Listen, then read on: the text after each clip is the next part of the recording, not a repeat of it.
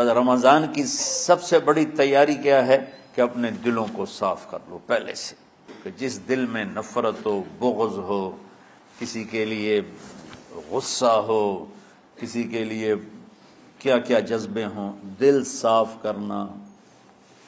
ہمارے گھروں میں روزانہ جھاڑو ہوتا ہے، یہاں مدرسے میں روزانہ صفائی ہوتی کہ نہیں ہوتی؟ کیونکہ دنیا کی اصل گندگی ہے تو جھاڑو ہاتھ سے نہیں چھوٹ سکتا۔ حرم شریف میں دیکھا کیسے چاروں طرف خدام پھر رہے ہوتے ہیں برش لے کر، تو دل پہ غبار ایسے آتا ہے جیسے صحن میں غبار آتا ہے، دل پہ گندگی ایسے آتی ہے جیسے صحن میں آتی ہے۔ تو ہم نے نظام بنایا ہوا ہے، لوگ وہ کر رہے ہیں، وہ روزانہ جھاڑو دیتے ہیں۔ تمہارا دل ایک آنگن ہے، ایک صحن ہے، اس میں بغض، نفرت، حسد، پتہ نہیں کیا کیا گندگیاں آئیں گی اور آتی رہیں گی۔ بچوں ایک کام کرو، جھاڑو پکڑ لو، صاف کرو۔ یا اللہ معاملہ تجھ سے کرنا ہے، لوگوں سے نہیں۔ کسی نے برا کہا، کسی نے غیبت کی، کسی نے گالی دی، کسی نے دھکا دیا، کسی نے حق مارا، کسی نے کچھ کیا، یا اللہ تیرے سپرد میں نے اپنے دل کو سب سے صاف کیا، میں نے اپنے دل کو سب سے صاف کیا۔ یہ اتنی بڑی عبادت ہے کہ بڑے بڑے نفلوں والے، تہجد والے، حج عمرے روزے والے تمہیں نہیں پکڑ سکیں گے، کیونکہ اس کا کرنے والا دنیا میں کوئی نہیں۔ نفل پڑھنے والے تو بے شمار ہیں، عمرے کرنے والے بے شمار ہیں، علماء بے شمار ہیں، حاجی بے شمار ہیں، سخاوت کرنے والے بے شمار ہیں، لیکن اس ٹکڑے کو صاف کرنے والا لاکھوں میں ایک بھی نہیں ہے۔ مشکل کام ہے، آپ یہ سیکھ لیں، صاف کرو، صاف کرو، صاف کرو۔ یہ رمضان کی سب سے بڑی تیاری اور علم کو حاصل کرنے کی سب سے بڑی چابی ہے کہ اپنے دل کو کھلا کر لو۔ کوئی چیز خالی ہوگی تو کچھ آئے گا۔ جس دل میں بغض بھرا ہو، نفرت بھری ہو، حسد بھرا ہو، کینہ بھرا ہو، اس میں خاک آئے گا، اس میں تو علم کی ایک کرن بھی نہیں آئے گی۔ اس زبان سے چاہے جتنے مرضی موتی بکھیرے، دل اس کا اندھا ہوگا۔ لا تعمل ابصار ولكن تعمل قلوب التي في الصدور۔ یہ آنکھوں سے اندھے نہیں، دل سے اندھے ہیں۔ تو بچوں اپنے دل کو صاف کرنا سیکھو۔ وہ کتنی مشہور حدیث ہے، آپ نے کہا اس دروازے سے ایک جنتی آ رہا ہے، تو ایک انصاری صحابی داخل ہوئے، جوتا ہاتھ میں، داڑھی میں وضو کا پانی۔ اگلے دن اس دروازے سے ایک جنتی آ رہا ہے، تو ایک صحابی آئے، ہاتھ میں جوتا، داڑھی میں وضو کا پانی، وہی صحابی۔ اگلے دن اس دروازے سے ایک جنتی آ رہا ہے، تو وہی صحابی 3 دن جنت کی بشارت لی انہوں نے۔ اس صحابہ کی جماعت میں ایک شخص ہیں جن کا نام ہے عبداللہ بن عمرو بن عاص۔ ان سے بڑا عبادت گزار صحابہ میں کوئی نہیں تھا، نہ سابقین میں، نہ متاخرین میں، نہ پہلوں میں، نہ بعد والوں میں۔ ان کی عبادت کیا تھی؟ ساری رات جاگنا، سارے دن کا روزہ، اور ایک ختم قرآن صبح سے شام تک۔ اتنی اللہ نے طاقت دی تھی۔ پھر وہی غلوب والی بات آ گئی، ایکسٹریم ہونے والی بات آ گئی۔ ان کی شادی والی رات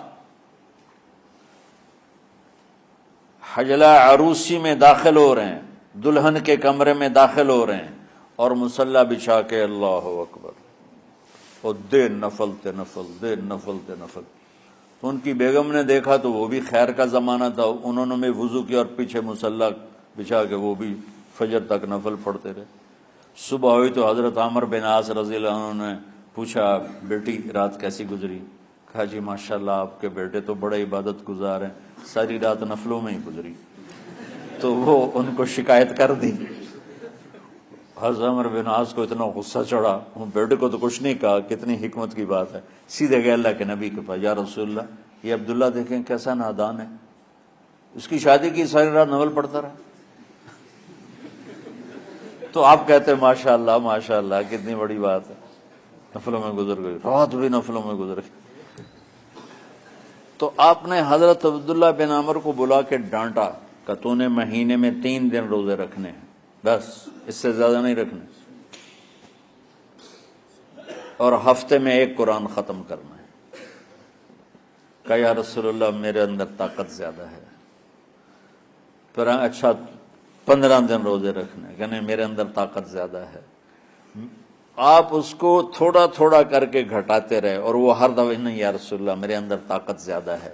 تو آخر میں آپ نے کہا اچھا چلو 100 میں داؤدی پہ آ جاؤ، 1 دن روزہ رکھو، 1 دن افطار کرو، اور 3 دن سے پہلے قرآن ختم نہیں کرنا۔ تو آپ نے اس کو پیچھے کیا۔ یہ بیٹھے تھے اس محفل میں، ان کے دل میں آیا کیا یہ بزرگ مجھ سے زیادہ عبادت کرتے؟ رات میں ساری جاگتا ہوں، دن روزہ رکھتا ہوں، 1 ختم کرتا ہوں، تو جنت کی بشارت تو مجھے ملنی چاہیے تھی، ان کو کیسے مل رہی؟ یہ کسی کتاب میں نہیں لکھا کہ یہ ان کا جذبہ تھا، لیکن جو کہ میں ان کی سیرت کو جانتا ہوں تو مجھے خیال آتا ہے کہ ان کی نفسیات میں یہ بات آئی ہوگی، چونکہ صرف انہی کو خیال آیا کہ میں جا کے دیکھتا ہوں کہ یہ بزرگ کیا کرتے ہیں۔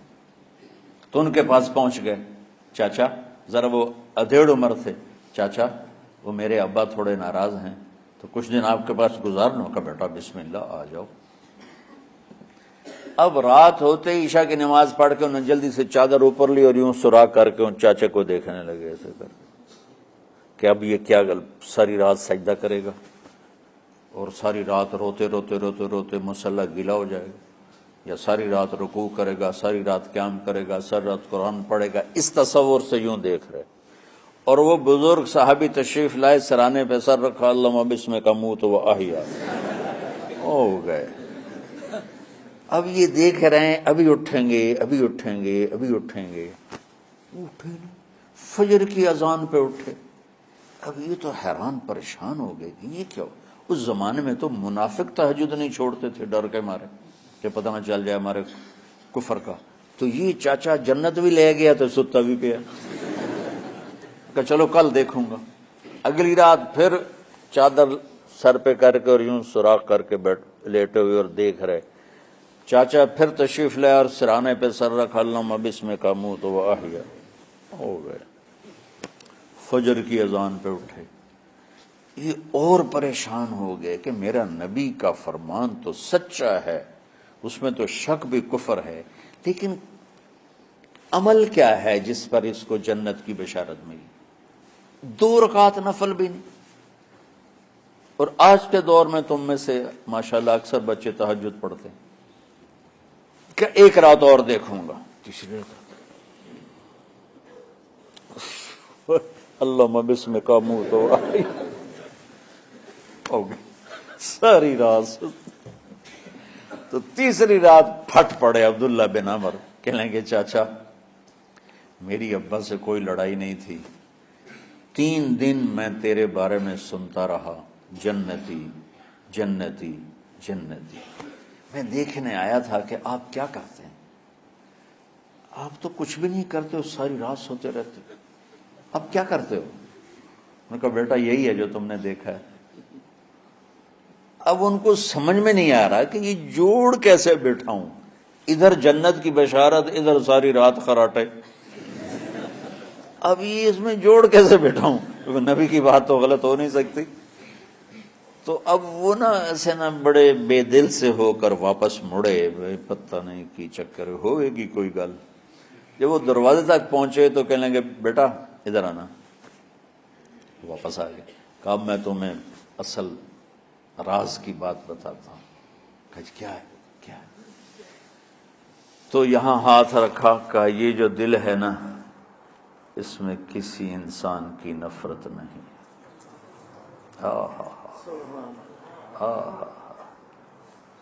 اور جب اللہ کسی کو رزق دیتا ہے، عزت دیتا ہے، مجھے کبھی حسد نہیں ہوا، مجھے خوشی ہوتی۔ تو عبداللہ بن عمر نے کہنا تھا ہاں یہ بات ہے، نہیں، انہوں نے کہا ہاذا ہوا، اچھل کے کہنے لگے ہاذا ہوا، ہاں ہاں ہاں ہاں یہی ہے یہی ہے یہی ہے۔ پھر کہنے کہ چاچا پر یہ میرے بس کا نہیں ہے، کون کرے گا یہ؟ اتنے بڑے آدمی ہو کر کہہ رہے ہیں کہ یہ میرے بس کا نہیں۔ تو بچوں، دنیا میں جنتی بننا ہے اور علم اللہ سے لینا ہے تو اسے صاف کر دو،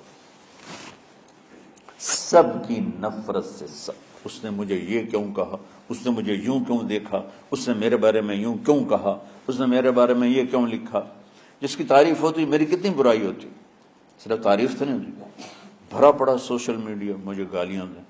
اللہ کے فضل سے میرے دل میں ایک ذرے کے برابر کبھی کوئی منفی جذبہ نہیں آیا، آئے تو میں دھو کے صاف کر دیتا ہوں، یا اللہ میں نے اپنے دل کو صاف کیا، میرا معاملہ تیرے ساتھ ہے، کسی کے ساتھ نہیں۔ یہی آپ رمضان کی سب سے بڑی تیاری، علم کے حاصل کرنے کا سب سے بڑا ہتھیار آپ کو یہ نہیں ہے کہ تمہیں کتابیں یاد ہو جائیں، تمہیں اشعار یاد ہو جائیں۔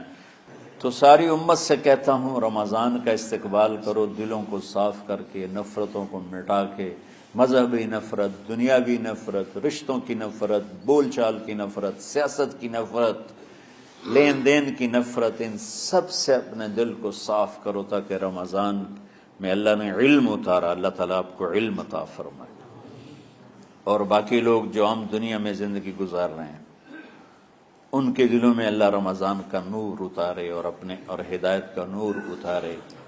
یہ سب سے بڑی تیاری ہے اس کی۔ اور کسی سے گلہ ہے، غصہ ہے، ناراضگی ہے، کسی سے بولتے نہیں ہو، ابھی سے شعبان آ چکا ہے، آپ شعبان سے رمضان کی تیاری شروع فرما دیتے تھے، تو اس کی تیاری کیا ہے؟ وہ دلوں کو صاف کرو، معاف کرو، معافی مانگو، تمہارا قصور نہیں پھر بھی معافی مانگ لو، دلوں کو صاف کرو، اور اللہ سے سخاوت مانگو کہ اللہ کو سخی بھی پسند ہے اور صاف دل والا بھی پسند ہے۔